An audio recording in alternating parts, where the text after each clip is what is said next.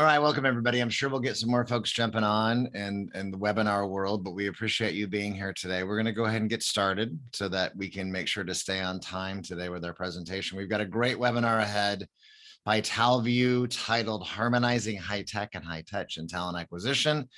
And we appreciate you being here. I'll introduce the speakers in just a second. First, some housekeeping items. Like I'm sure that you're used to by now, we are recording this webinar and we'll make it available to everybody tomorrow, but we do appreciate you being here with us today live. And you can ask questions throughout the webinar too. And if there are timely questions, actually the speakers are happy to take those. Otherwise, we'll wait till the end as well. And you can either post those in the Q&A part of the Zoom dashboard or on chat, works as well. That's fine. And we appreciate you being here today. So let me go ahead and introduce the speakers, and then I'm going to turn it over to them, and we will begin this webinar. We've got Laura Mills, who is the AVP of Human Resources at Cognizant, and we want to welcome her, as well as Harjoth Singh, who's the Senior Customer Manager at Talview. Laura and Harry, it is all yours. Take it away. Thanks, Kevin. Thank you so much, everybody, for joining in, and thanks, Laura, for agreeing to be a part of this webinar. Let's quickly get started. And at the beginning, we would have a poll question for us. First poll question, what better way to get started by asking you a question? The first poll question that we have for us is, if you're forced to choose between either high tech or high touch as a part of talent acquisition, which do you believe is more important, high tech or high touch? Now, probably if you ask this question to me, I would be a little bit on the fence either way, because I definitely want the organization to be tech driven, but you also like that personalized element when you're talking to somebody, and you don't want it to be, that you're talking to the wall on the other side. Laura, I know we've had this discussion multiple times when we were setting up the process as to how do we want it to be. So what are your thoughts on high tech versus high touch? It's a difficult choice for sure, Harjoth. And I think it depends on where we are in the evolution of the recruiting world. I think that for my particular variety of recruiting, campus recruiting, most folks in the campus recruiting world probably would say high touch. I'm split on which I would choose there, if I'm honest. No, definitely. And it's about, engaging with the candidates in probably our world, right, in the campus recruiting world, because from a lateral recruitment standpoint, a lot of the organization already knows where you're applying for, but campuses, you kind of have to sell the brand to the candidate and then get them, because you're going to have multiple of these organizations coming in and tapping on the doors of the candidate saying, hey, join me. But then you got to kind of pick up the best slot. So definitely, I agree with what you're saying from a high touch versus a high tech standpoint. We have some interesting responses coming in. Could go either way. We'd probably just quickly wait for maybe a couple of more seconds before we kind of release the poll results for us. I'm anxious to see where people fall on this these days. The pandemic has changed literally everything that we do. So I'll be curious to see the results here. Definitely. You remember the days where we all used to actually go to campus on site and then have those sessions where you even had somewhere personal interaction sessions with the candidates, where after probably your presentation, the candidates would come up to you and ask you personalized questions. But all of that is now a little bit more different, not gone away for sure, as we'll probably see in our process, but slightly different. So good to see. I believe we should have our results coming on board in just a quick bit. Moving on. Whoa. Wow, high touch. We are bang on. High touch by a long way. We have about 89% of the audience which says that high touch is something that they would still want to choose over high tech. 11% which says high tech. I definitely agree with you, but definitely high touch all the way. So good way for us to get started on our poll questions. And what a nice way to probably come into our first slide, which talks about one of the top talent trends that we're seeing as industry leaders today, coming into campus recruitment and this world particularly in the past, right? So traditional campus recruitment, we were discussing this while we were framing this out. So things haven't changed for I think about over 40, 50 years, where it's always been the same way. I mean, you go into a campus, you talk to the candidates, you kind of get it. And I definitely remember 5-6 years back, just talking to one of the campus recruiting leaders, and they mentioned that campus recruiting for them felt like their recruiters felt like they were academic professionals, where they'd walk in with these bags of briefcases of papers, administer those tests to the candidates, get their responses, have to evaluate or grade those papers, and then probably have that entire round of discussions with the candidates. So a little bit too old school, when they were doing it. And it's not really changed that much probably, pre-COVID, right? But once you have those users going in, you probably have, a lot of the recruiters and your hiring managers walking in with you. And that would incur a lot of costs as well, because you would have a lot of the recruiters missing their billable hours where to be a part of the campus process, and then kind of working with you, traveling from city to city, and also takes a big toll on them in terms of jumping from one university to the other, day in and day out. And talking again, some of these recruiters, right? It was 5 a.m. flights in the morning, and probably 5 a.m. they'll end up in a completely different city doing the same thing again and again. So difficult to probably keep up. And that's probably being in this age, it's slightly difficult to probably keep up with the pace that users had. So definitely there was a complete need for change, and candidates as well, probably a little bit tired with the process that we'd followed, and we're always looking for a nice change into the process, which kind of brings me to probably check with you in terms of what were the talent trends that you're probably seeing. And we had a discussion to highlight a few. So if you'd probably just take a minute to walk us through some of the changes that you've seen, over the last few years in the campus recruitment world, especially. Sure, happy to, Harjoth. I nodded to this a little earlier when I said the pandemic changed everything, including tech adoption. Companies that may not have felt as dependent on technology for service delivery or client interaction certainly went there when we closed things down and people were no longer able to travel and have that face-to-face. I think anybody who owns stock in any kind of a video platform, their stock skyrocketed. Lucky them. I was not one of them. In coinciding with the move for so many organizations to adopt more and more technology was an increased demand for tech talent. That was already ratcheting up. It skyrocketed. It's amazing how many people say they're a tech company these days, even if they aren't a tech company. Toyota is a car manufacturer. They call themselves a tech company because they're now building driverless cars. So everybody's a tech company. Everybody wants and needs tech talent. When we start to talk about using technology as part of the talent acquisition process, though, things get a little sticky and they can start to feel colder, less high touch. Part of what we're talking about here is how do we leverage high tech without losing that touch? So that's something that we've been doubled down on at Cognizant, really looking hard to make sure that we didn't have a process that felt cold or alienating to our candidates. And then the other piece that we're seeing is that, I worked in higher ed for a long time. The pace of change at higher ed is slower than the pace of change in the world around it. When we think about the ivory tower, we have probably pretty accurate impressions of how things work in higher ed, having worked there myself. And one of the things that is a struggle there is how slowly curriculums evolve. There's a lot that goes into the back end there to get a curricular change through at most institutions. So we find ourselves, as tech changes happen very, very quickly around us, needing to adopt some last mile training for our candidates that we bring off of campus. And how do we know what that gap is? How do we assess it effectively? That was a part of where we were sort of scratching our heads to as we saw the evolution of the campus, specifically talent acquisition proposition change. Perfect. And the top two in terms of fast tracking adoption, COVID has definitely done that for everybody. A lot of the folks really did not have a lot of high tech processes, but come today, you can't really go and meet somebody. You need to meet them virtually. So that's definitely one that I've heard across wherever we've had a conversation. Probably a year back, folks are better placed now. The year, 14 months has given them some time frame to probably pace themselves in terms of their adoption of technology, but definitely a big change, to what the recruiting world was before compared to what it is right now. Now that definitely puts us, on spot for next poll question that we'd like to bring up.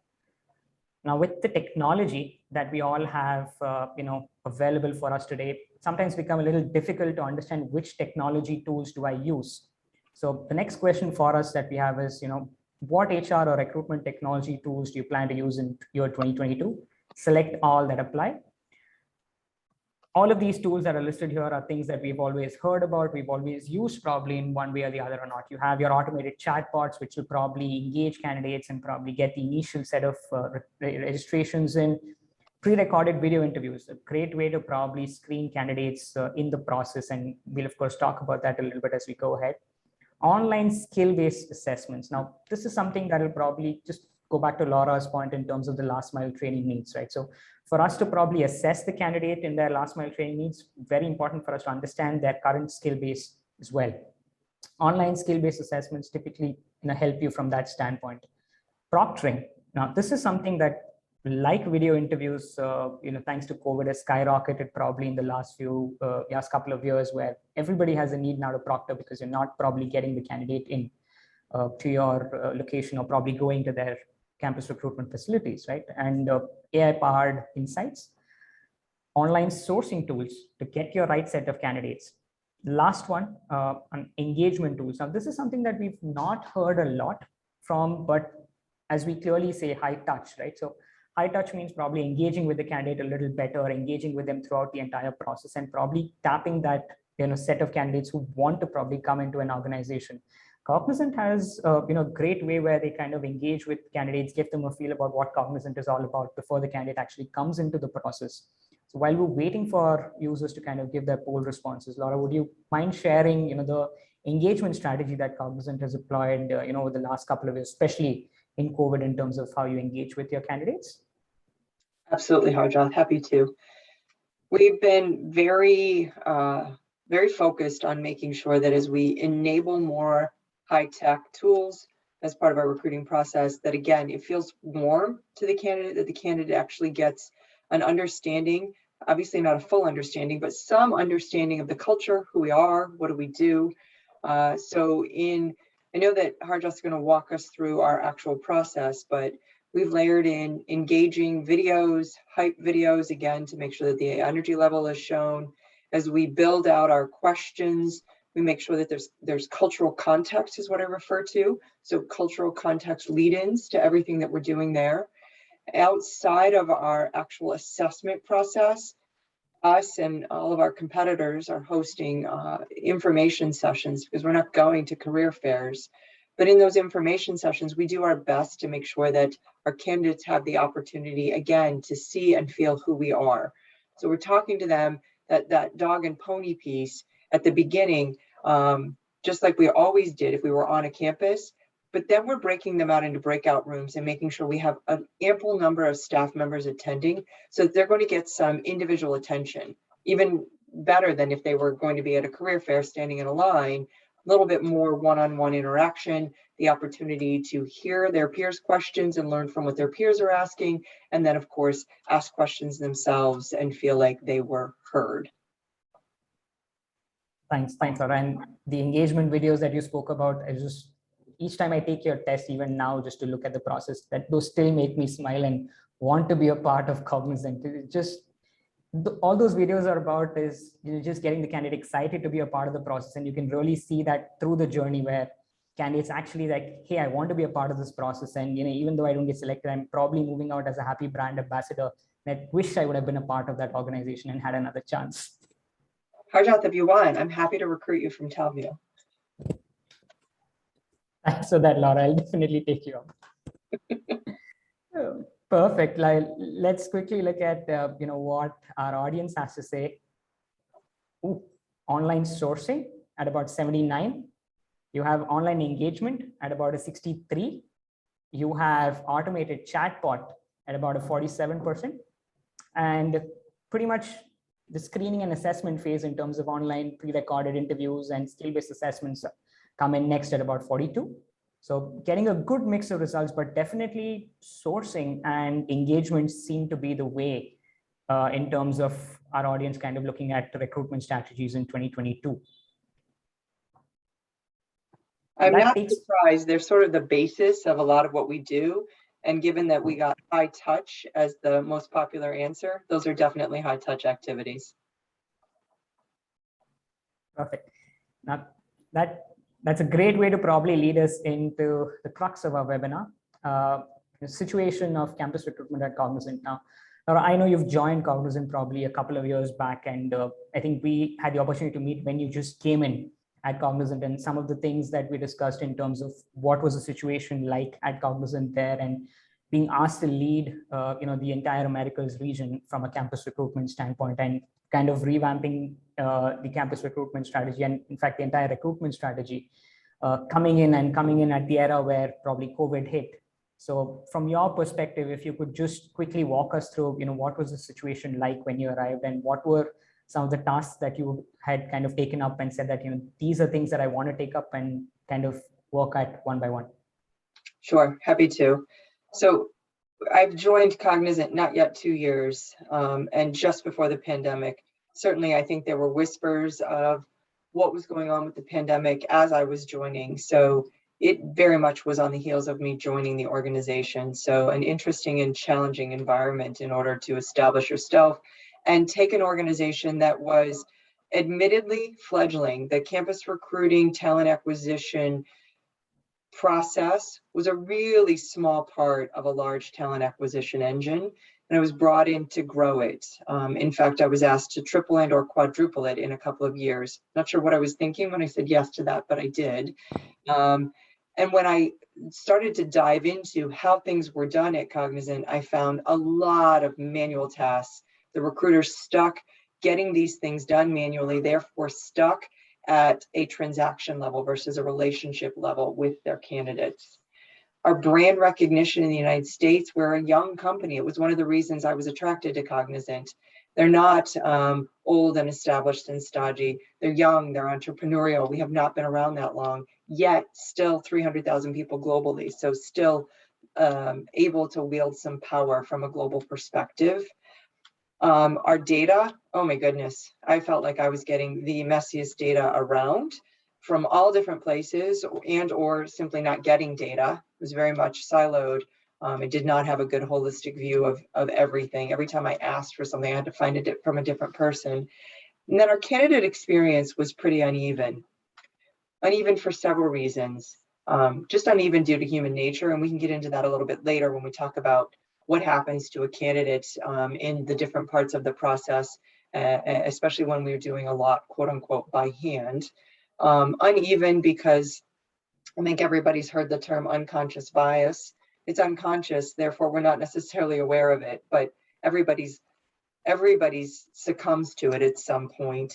And then also uneven because as we were grabbing demand, perhaps sometimes last minute, we're doing what we can to scramble for candidates. So we really had to layer in some much more mature and rigorous processes at Cognizant in order to get ourselves stood up to accomplish the goal that was put in front of us.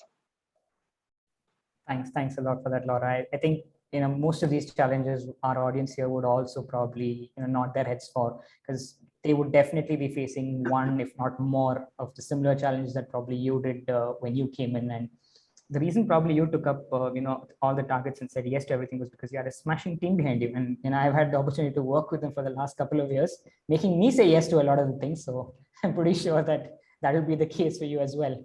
They're very charming, so I'm glad they're charming their way into some yeses out of you that we might not get otherwise. Great, that's great. So coming into that, we've heard in terms of what you were tasked with doing. And that brings us to what we were talking about in terms of our earlier scenarios of career fairs. And in your past roles, even prior to Cognizant, you've been doing recruitment and you've been doing a lot of work in that space. So can you just walk us through what that traditional recruiter career fair feel was, both from a recruiter's perspective as well as from a candidate's perspective, right? In terms of what did that entire scenario look like pre-COVID, and when you were actually going into the situations, and talk about some of those challenges that we spoke about earlier in terms of recruiter fatigue, etc. Absolutely. This is where some of that uneven candidate experience comes in, and it's unavoidable the way we were doing things before. Even the most enthusiastic recruiter would find themselves exhausted after a long recruiting trip. Who wouldn't? You're on 24/7 between events and interviews and back-to-backs. Career fairs are often labeled in there. So you're parachuting into a campus, perhaps even stringing a few campuses together if they're near each other and going days in a row. But you've got to travel to those campuses. So that's a challenge. And Harjoth's not kidding. I can't tell you how many 6 a.m. flights I've logged in my career. But I want to be able to spend time with my family. So 6 a.m. makes a whole lot more sense than flying out the night before. And then you're interviewing this large number of candidates, depending upon the demand you have. 2 to 1 is where we were with a pretty fledgling brand, not terribly well recognized. And then finalizing ourselves down, that funnel at the top has to be so incredibly wide, and it's so very difficult to get folks in there. And then, of course, there's the cost, not only for the recruiters flying around, but our client-facing personnel. So they've got the travel costs, but we're also losing client-facing billable time when we pull them off of a job and ask them to come recruit. So, and this is the way things have been being done since, I'm not a young woman, since when I was in campus. So this stuff, I joke, but it's not absolutely a joke. Pre-pandemic, I don't think campus recruiting had evolved dramatically from like 1954. That's spot on, Laura. I think some of these concerns and some of these practices we've heard from the others as well. And interview fatigue is actually a real thing. I mean, take us and put us in meetings for 6 hours straight, and probably the last meeting we come in, we're just happy to be out of there and be done with it. Right? Imagine probably a campus recruiter who's taking interviews for that longer time, and specifically when they've had an early morning flight and just all of that just coming in. So something that definitely helped when you probably had a little bit more time in your way. Sure. That whoever had that last interview slot of the day probably got a little bit of a short stick. I hope and I pray probably Talview was not that last interview slot for me. Clearly not. You made it. Yeah, definitely. So with the challenges that we saw in the career fair use case, right? So this was what you came to us with, saying that, right, hey, these are the challenges that I have. This is what I want to go away from. So what do we develop as an automated process where I can get all the information that I need? The candidates have a smashing experience as they come in through the process. And at the end of the day, the business who I'm working for is happy as well. So we quickly could take you to the process or the solution overview that we had. So the need for us was to get an entire unified hiring process in, right? From start to finish, seamless movement across the funnel for us. And that's what we're probably going to quickly walk you through what Laura's team is kind of running right now from a campus recruitment standpoint over the last couple of years. And this journey was not easy. So for us to probably get here, I think if any project manager, engineer, or Scrum Master would have heard the terms that we used, Sprint 0, Sprint 0.1, Sprint 0.5, Sprint 1.5. Harjoth, these are all those insane numbers are all my fault, because you guys wanted to start as you're supposed to start in Agile with Sprint 1. And then, of course, I came forward and said, qualifications are a little different. We've got an emergency. You've got to get this done, and you got to get it done in like 3 weeks. Thus was born Sprint 0.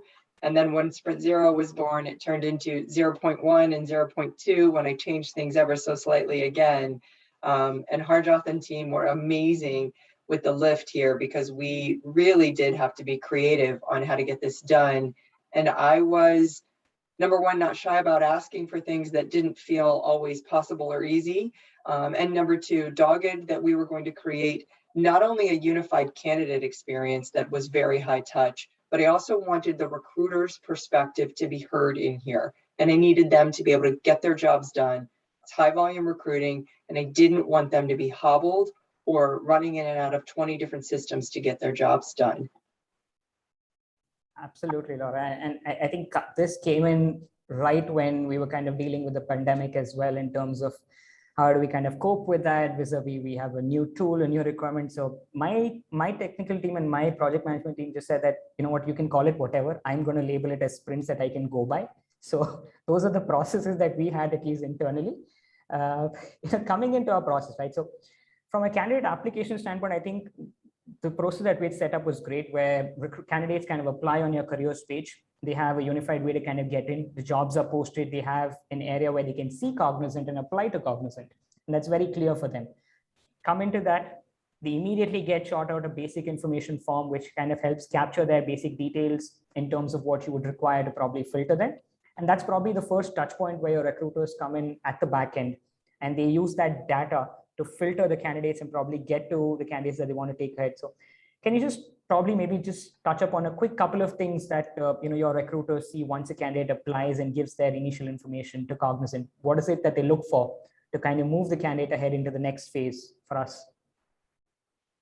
Yeah, Harjoth, and I'm sorry, I was answering one of the questions in the chat. So where am I picking up in this process, or am I taking people through the whole? When we're taking people through a profile screening, like what is it that typically recruiters, your team does in a profile screening environment? What do they look for? Just a key couple of things.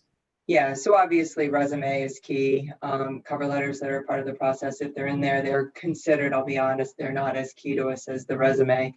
And then in our candidate information sheet, or CIS form as we call it, we're looking at work authorization.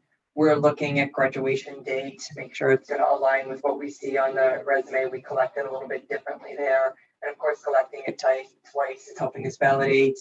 We're looking at degree. We're looking at previous degrees. We're looking at willingness to relocate. We're hubbing our talent starting in 2022 in 4 hubs. But before that, we were looking at folks that were going to be willing to relocate to lots of different places around the country. So those are some of the main pieces that we look at there.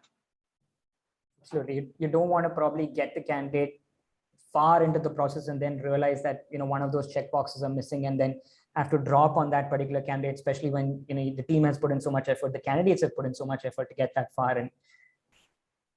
So once we get into that process, right, the candidates are screened, we then move them to a combination of assessments and video interviews. Now, quickly touch upon the video interviews, and Laura mentioned this a little bit in the pre-slides, right, where the video interviews are constructed in such a manner where there is a nice pre-read to the questionnaire, where the candidate kind of understands where we are going and a contextual lead in, and then a question about basically trying to understand the candidate from a softer skills perspective, a behavioral skills perspective. And we had some learning along the way here as well, Laura, from probably season 1 to season 2, right, where we had some of the businesses coming back and maybe saying that we would maybe want to have 1 or 2 tech questions asked from the video standpoint as well. And that was feedback that we took in along the way in our second phase, right? And coming into probably from the assessment standpoint, assessments was definitely not easy. I mean, first season, we had to pilot it out and try it with a lot of users.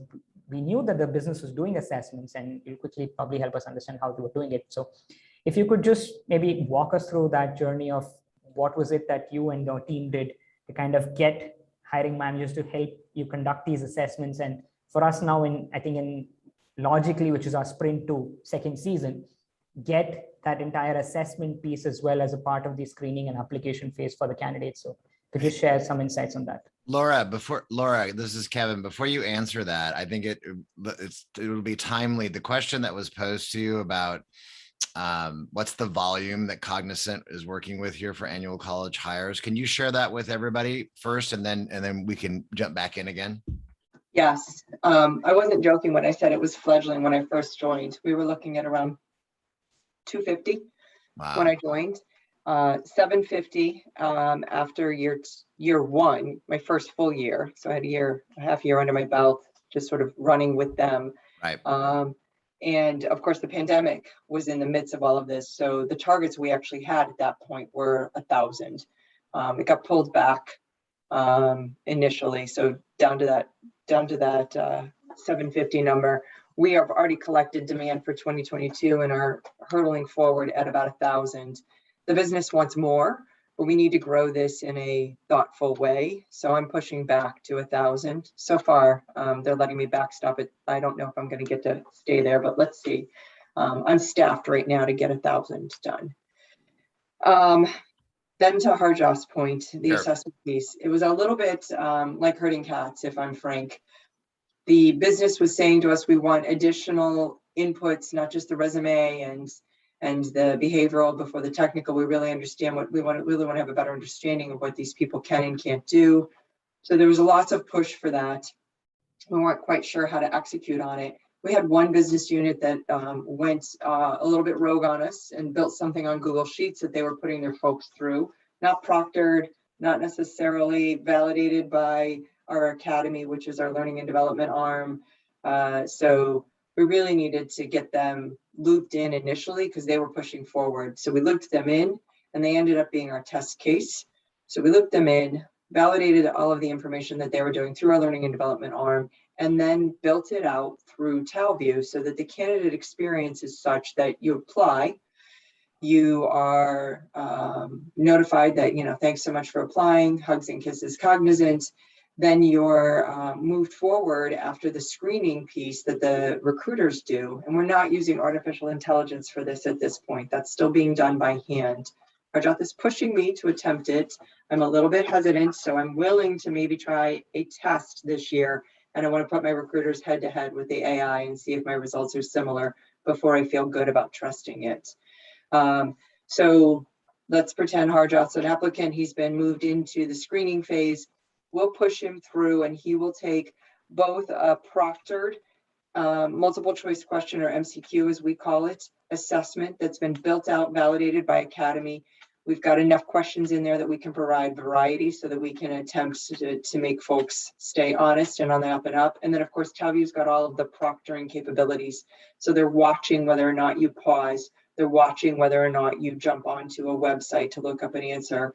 They can tell if you're looking away or getting out of the screen, so the face capture is gone. There's lots of technology in there that I'm grateful for, because it helped me get those BUs, business units, that were a little reticent to go here over the hump when they were able to see how this is done and how sophisticated it is.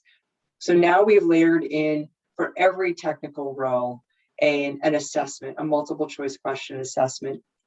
Some of our business units wanted there to be more coding challenges, but that would mean we would rely on them to score it or Academy to score it, and we didn't have the bandwidth for that. So we've encouraged them to layer some of that in verbally or in a small form in their technical interview, which comes next. Absolutely, Laura. And kind of getting some of these scores and these benchmarks done over the last year has been definitely beneficial. So just a quick insight in terms of what the team had actually done this year, which is great, is as a prep to 2022, seeing what we'd seen last year, the team has actually built out all sort of permutations and combinations in terms of a blueprint or a mega blueprint for each BU, right? Where the BUs can probably come in. If you want MCQs but not want coding, we have an assessment workflow ready for you. You'd like everything in your workflow, we have a workflow or an assessment ready for you. So that elaborate blueprint has actually been created, and the team actually sat down with each of the business units to understand their need and then bring that back and have that configured into the system, so that tomorrow, if probably someone decides that, hey, midway into the process that I'd like to probably have coding involved, it's not going to be a heavy lift for us. It's just a flip on of a switch for us to probably have that workflow switched in, and users can probably leverage that as we go ahead. Harjoth and team have given us some really good advice that we've ended up leveraging, and that was, even if you're not going to use this particular capability right now, build it into your process flow so that you have the option to, quote unquote, this sounds cheeky when I say it, but flip the switch later. It's certainly not as simple as flipping a switch. I'm sure there's a heavy lift that goes on behind the scenes, but we've actually taken him up on that a couple of times. So it was great advice. Thanks, Laura, for that. So once we quickly get into, have your filtered set of candidates, have them complete the assessment and the video interview, and it doesn't take a lot of time. I mean, the average response time of candidates for these sort of interviews has definitely not been more than about 4 to 5 days for them to have completed this. And there are mechanisms that have been built in to kind of remind candidates, for recruiters to be able to follow up as well. And if they see a candidate who they really, really like, and we were just talking about this yesterday in terms of, we see a candidate who the recruiter really, really liked in terms of the CV, the recruiter can probably just reach out to the candidate and say, hey, I've seen you've not taken your test. So is there an issue? Would you like the link again? So all those capabilities have been kind of layered in for Laura's team to leverage, and they've been doing that. Coming into probably the next phase, the next biggest challenge that probably everybody sees is, how do I gather feedback from hiring managers once they've reviewed some of these tests or assessments? So what we created, and I can definitely say that's one of the cleanest evaluation forms that I've seen, a simple skill rating form where you have few skills, a rating on what each of those skills mean, and legend for us to understand in terms of, if you're rating a candidate 1, what would you kind of mean if you're rating him 1 vis-a-vis 5? What do you mean if rating them 5? Structured way to gather feedback from hiring managers once they've reviewed the interview and the test data of candidates. That will then kind of move them on for us to check availability. So gathering availability of hiring managers, especially in COVID era, has always been a challenge where you need to kind of see calendars, talk to them, just kind of get schedules back and forth. I mean, for us to schedule a meeting itself, I'm sure that, a lot of us have been scratching our heads in terms of getting that done.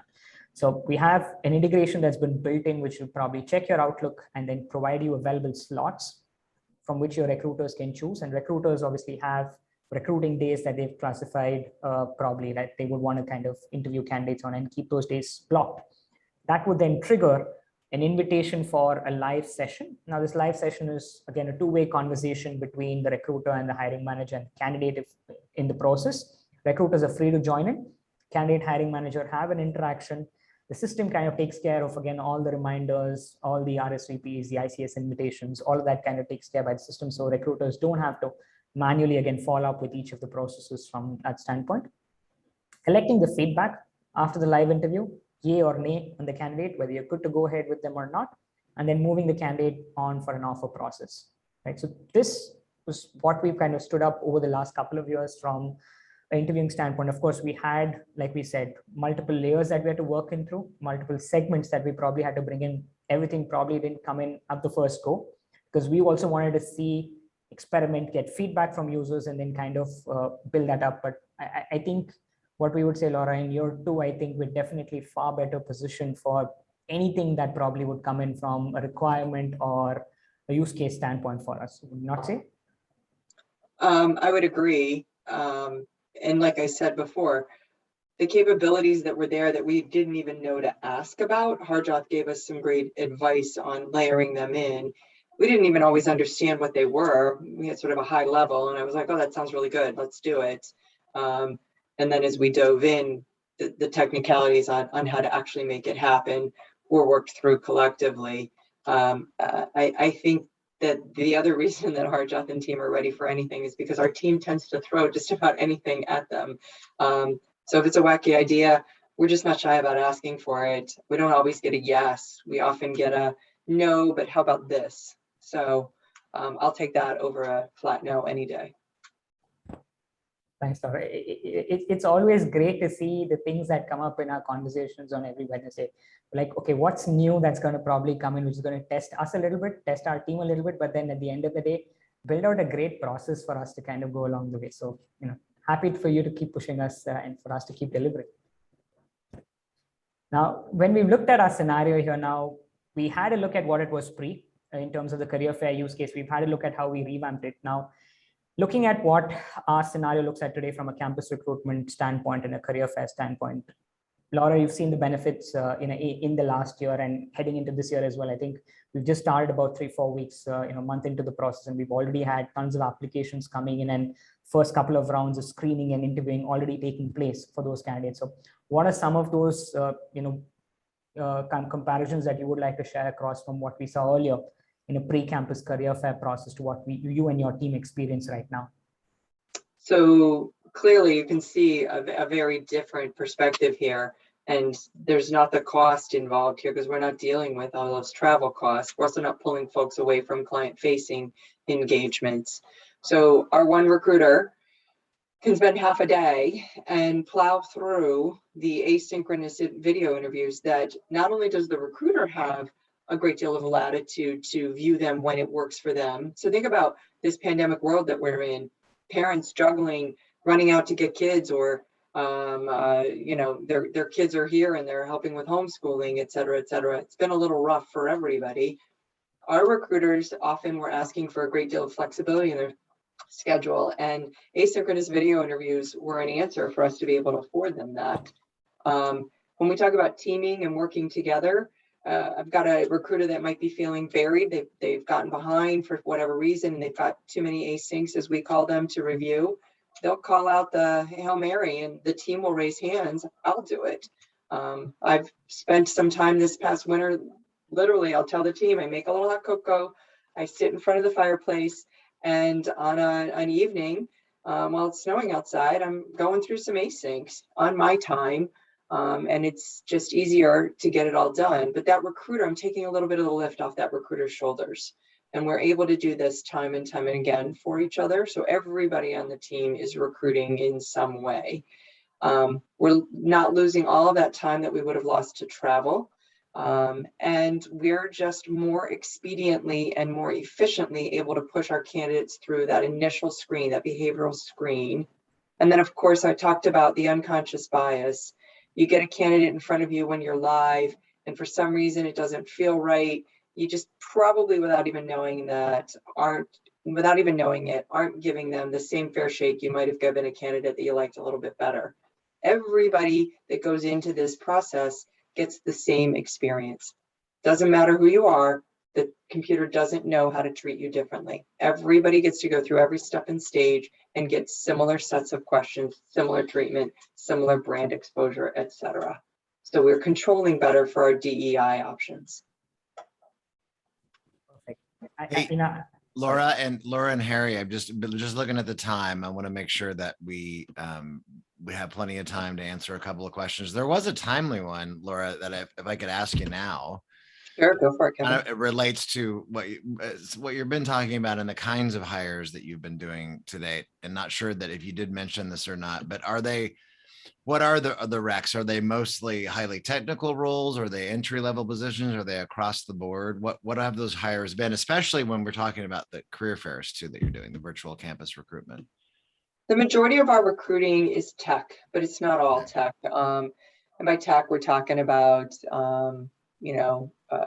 cloud engineers, AWS. We've got some testing. We're not really going to campus for that so much. We've got application development. We've got enterprise engineering. We've also got undergraduate business analysts. We've got MBAs. And then we're taking in a good number recently of corporate folks. So I've had marketing, I've had legal, I've had security, meaning corporate security, all taking in interns. And we're using the system for all of it. We also leverage the system for our Digital Leadership Academy, which is a if you will, ID event. So we held it at the end of the summer. We targeted folks to try and fill our funnel because we don't have a robust summer internship program. It was our way to try and get folks psyched and excited. Got it. So we had a 2-day event, and we used the Talview system to screen and get folks through that process as well. Thank you. And then real quick tangential question. What is the rec load on average rec load for your recruiting team? I'm not going to say rec load because we're doing high volume hiring. We could hire hundreds on one. So a lot of evergreen hiring then. Yeah. Yeah. So I'm trying to build the team out so it's around a 1 to 45, 1 to 45 heads. It's what I'm aiming for. Let's see how hard I'm able to stop that. Well, we have sourcers that are filling the pipeline for us. Those guys are all offshore. Got it. They're not doing interaction. So, and we also have an ops team that's taking the final step for our candidates. So I really am looking for my recruiters to be highly engaged with each and every candidate. That's right. It's refreshing to hear because the norm has been leaning to a lot more per recruiter, and we're on the rec side with the companies that we're working with in our community. So I'm glad to hear that. Anyway, back to you, Harry. Sorry. Thanks, Laura. Mm-hmm. Thanks, Kevin, for bringing that up. Right. So we've seen, what the process was, what did it bring us, and it comes to my favorite slide. And this is, Laura, I know when we were discussing this is probably going to be in a t-shirt very, very soon. Achieve automation without alienation. That's just one of the golden phrases. And, all of us at Talview love it. And I've been pushing my team to kind of start churning out t-shirts on this one for sure. But can you just help us understand what that means? And from a campus recruitment process, and you've definitely touched upon it in the previous slides, what does it look like for Cognizant this year and beyond? And how do we achieve, automation without alienation for us? We're trying to build out a highly engaging process. So I talked about that Digital Leadership Academy, 2 days, live, virtual, live, televised event. Try to make it highly interactive, give the students an opportunity to come out of the large groups and into small groups as much as possible, not only to interact with each other and learn from each other, but to just get that more individualized attention. We're doing that with our information sessions, so regular virtual events that we're holding 2 to 3 times a month. We hold them every other week.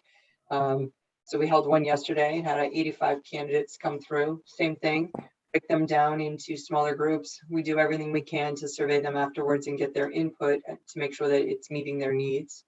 We're layering in hype videos, information videos, and again, just understanding how fatigued everybody is with video, meaning being on video or watching video. They're short, they're hard hitting, none of them more than 90 seconds.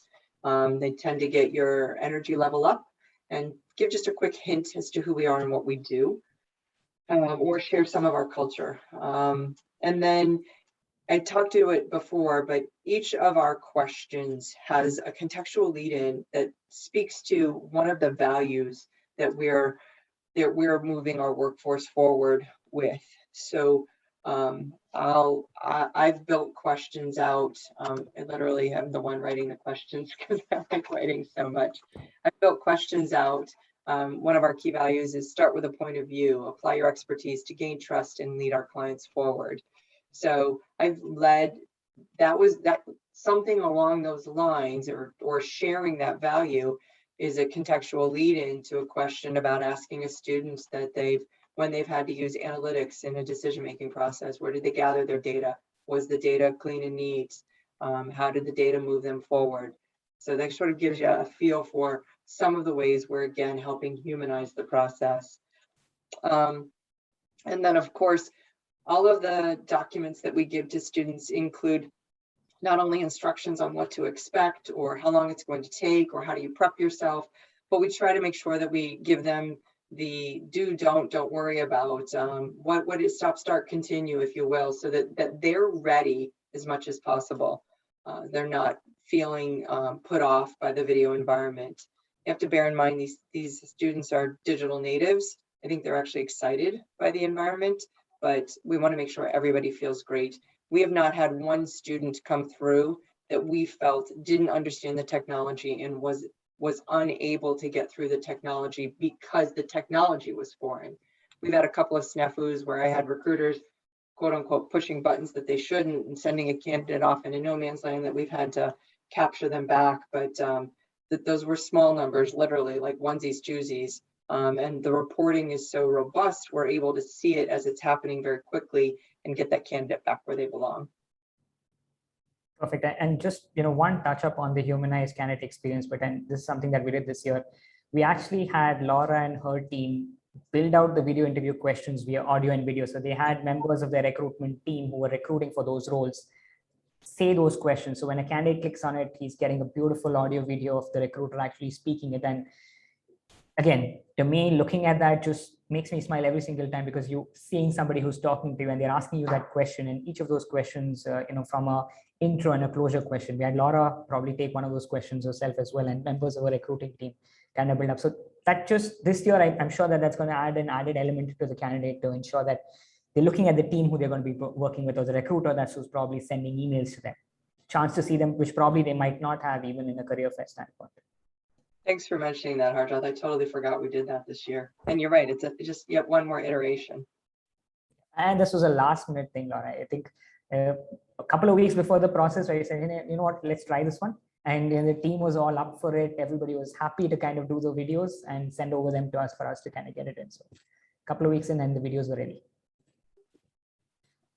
Now, right, so we've seen everything we wanted to from a process standpoint, where it was earlier, where it came to challenges that Laura and her team went through. What did they come out with as a solution, and how did that benefit them, and what their strategy looks like?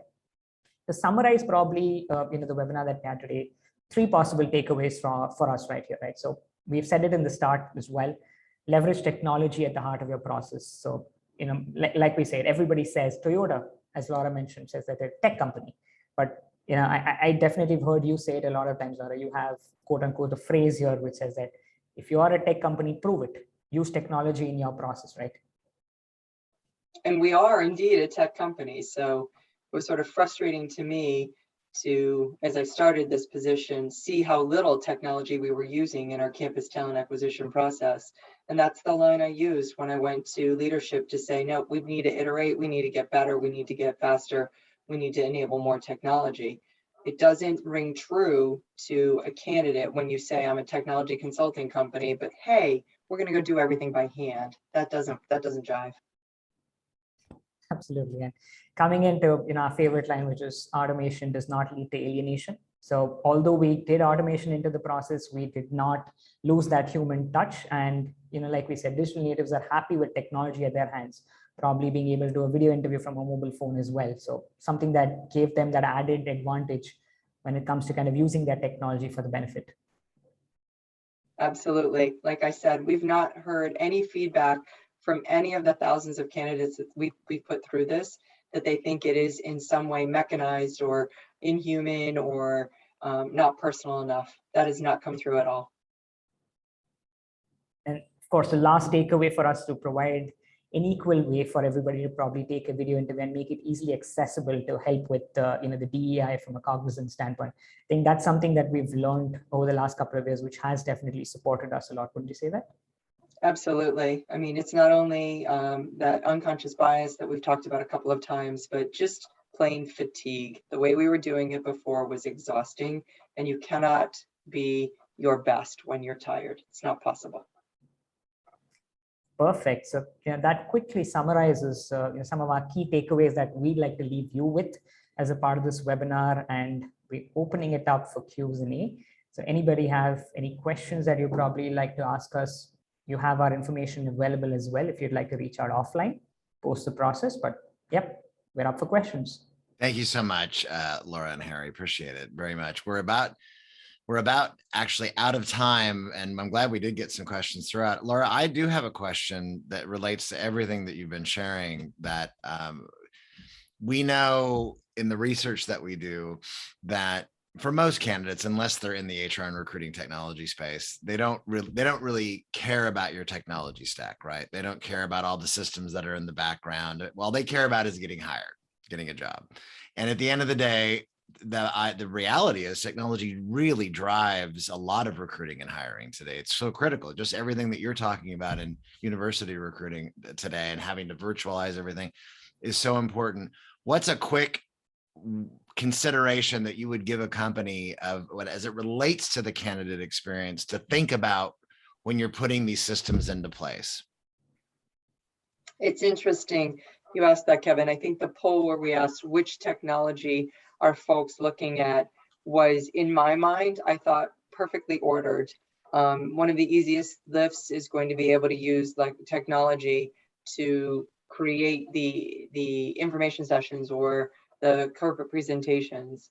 We're using at this point at Cognizant Teams, WebEx, and then another system called Jigsaw for all of our video. And depending upon the purpose, we need to look at the capabilities of each to decide what we're going to use.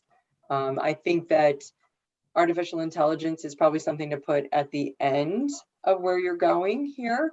Sure. We're there. We're starting to look at it, and Harjoth and I are going to have some conversations where he's going to try and get me over the hump where I'm hesitant here.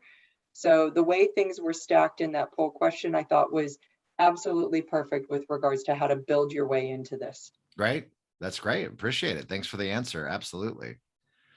Well, I think, Harry, that's going to be a wrap then. There's no other questions at this point, and we're about at the top of the hour. So thank you both very much again. Thanks for the opportunity, Kevin. Thanks, Laura. Thank you so much for being there with us and kind of going through us with this journey. And always happy to keep working with you and the team. Thanks, Kevin. Thanks for all. You know how I love you, Harjoth. We'll be talking, I'm sure, daily. Thanks everybody for joining us today, and we'll send out the recording tomorrow. Thanks again. Have a great rest of the day. Bye-bye. Bye-bye.